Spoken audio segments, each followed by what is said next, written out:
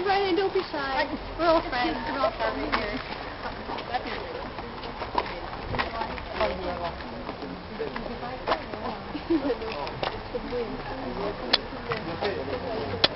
This is the Records Tower, so called because it was used to house records. We're very imaginative with our place and thing naming here. It was built in 1230 and it was part of the original Norman Castle. The battlements at the top were added in the 19th century to make it look more medieval. A bit more medieval with them, I think. If you can look through the window, I don't know if you can see from there, but it looks as though you're looking down a long corridor. But in fact, the walls of this tower are 4.5 meters thick. So it's actually the thickness of the wall. It's very, very. And because the walls are so thick, the tower is also used as a prison. And there's only ever one successful escape from this prison by a man called Red Hugh O'Donnell in the late 1500s. Now, at that time, the English were getting a bit worried about the clans in the north of Ireland, specifically two, the O'Donnell clan and the O'Neill clan, because they were very powerful. And so they thought that a good idea might be to kidnap the 15-year-old son of the O'Donnell king, called Red Hugh O'Donnell, and hold him hostage to prevent the clans from rebelling, as you do. So they needed a means of luring a 15-year-old boy. Any ideas? No? Well, some might say that they want... No? Women? Yeah, actually no. It was drink. An Irish 15-year-old boy's best way is always drink. So at that time, you couldn't sell wine. They decided to do it with wine, and at that time you couldn't sell wine on Irish soil, but you could sell it from a boat off the coast. So they loaded up a boat with wine, and they sailed up to near where Red Hugh lived. And so the soldiers start cracking open the wine, having very loudly, having a really good time. So Red Hugh was out in the town with his mates, and he hears this, and he runs over and says, "Oh, you have wine, can I have some wine, please? I'd love to go and I can buy some, please can I have some wine?" And the soldiers say, "Oh, now, what's your name?" And he says, "Oh, my name is Red Hugh O'Donnell, please can I have some wine, please?" And they say, "Well, Red Hugh, we'd love to, but we just can't sell you wine on the coast, but sure, come up to the boat and buy one, get one free."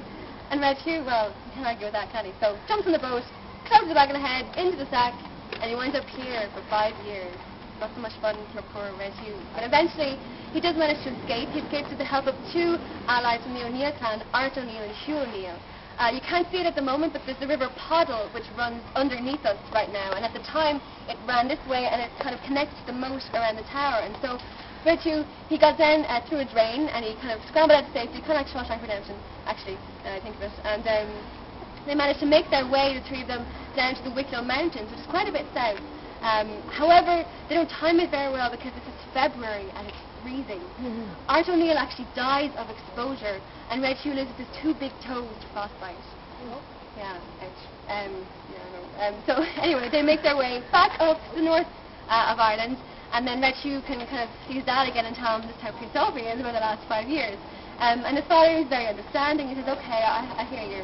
I'll tell you what, I abdicate. You can be head of the clan, and you can sort out those English for yourself." And so Red Hugh's like, "Cool, grand, okay." He gets in touch again with the O'Neills, and they team up, and they fight a war against the English that lasts for 9 years. And we call it the 9 Years' War. Yeah, like, not so much.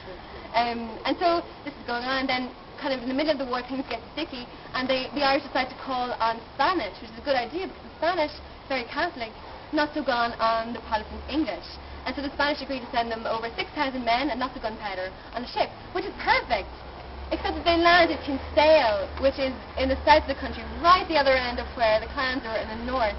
The map was a bit upside down or something. So Spanish get there, and they come out, and they don't know where the Irish are.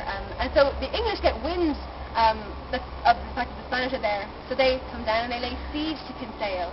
And then the Irish realise the Spanish are there, so they start to come down all the way down the country. And the English realise that the Irish have realised the Spanish are there, and they turn around, and actually there's a brief and bloody battle, and the English surprise the Irish, and the Irish are defeated.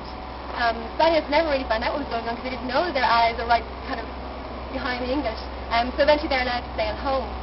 So the Irish, they return to the north, and Red Hugh, along with 99 other Gaelic chieftains and their families, they set sail for Europe and for Spain in what's known as the Flight of the Earls. And this is a big power vacuum in the north because now the ruling classes essentially have left, and it makes the next plantation of English and Scottish settlers very, very successful because it's like a power vacuum.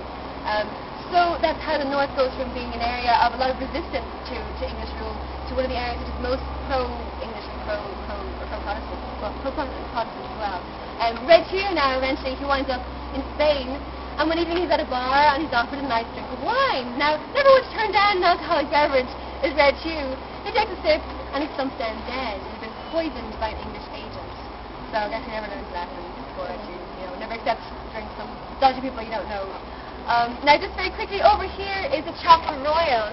It was originally the Anglican chapel of the castle, and it was converted to a Catholic chapel in 1943. There are no services held there now because the River Poddle that I was telling you about, it flows underneath and it's slowly eroding the foundation, so it's a hard hat area.